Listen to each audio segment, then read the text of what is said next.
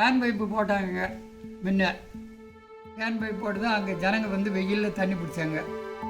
அந்த ஜனத்தினுடைய இதை பார்த்துட்டு நம்ம நிழல் இருந்தால் உட்காந்து குடிப்பாங்களே அப்படின்னு நினச்சி அந்த இடத்துல ஒரு மரம் வச்சு உண்டாக்கணும்னு என் ஆசைப்பட்டு வச்சேன்.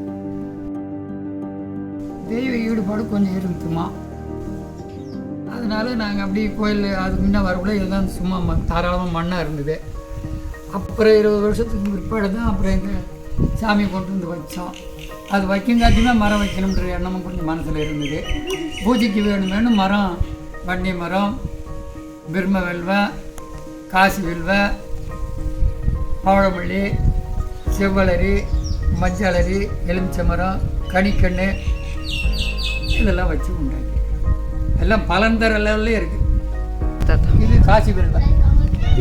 பசங்க நம்ம வச்ச மரத்துக்கு படிக்கணுங்கிற நோக்கத்தோடய வச்சுக்கணும்.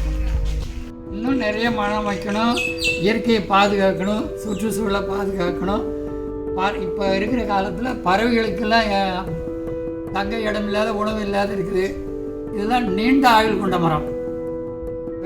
வில்ப மரம், ஆலமரம், அரச மரம், இதெல்லாம் நீண்ட வில்ப மரம்லாம் நீண்ட ஆயுள் கொண்டது, ரொம்ப தலைமுறையாக இருக்க வேண்டியது. அதனால் அந்த நீண்ட நாளைக்கு பட்சிகளுக்கு உணவாகவும், தங்கறதுக்கு இடமாகவும், உணவுக்கு உணவாகவும் இருக்குது.